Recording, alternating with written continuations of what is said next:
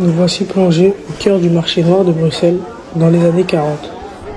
Le marché noir produit une augmentation du prix des denrées officielles.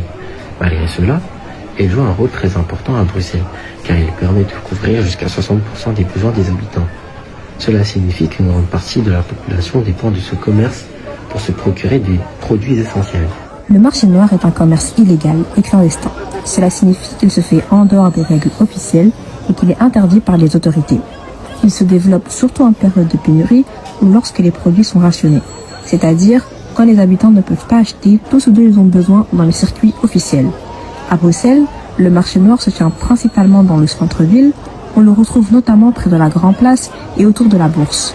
Ces lieux sont des endroits très fréquentés, ce qui permet aux échanges de se faire plus facilement malgré leur caractère illégal. Pendant la Seconde Guerre mondiale, en Belgique, les transactions sur le marché noir sont interdites et sévèrement punies. Les sanctions peuvent être très lourdes, notamment des peines judiciaires importantes, et elles peuvent aller jusqu'à la peine de mort. Les autorités ont essayé de lutter contre le marché noir en mettant en place des ordonnances. Au début, la justice refuse d'appliquer ces mesures car elle les juge inconstitutionnelles. Mais l'occupant menace d'utiliser des tribunaux militaires pour réprimer ces infractions.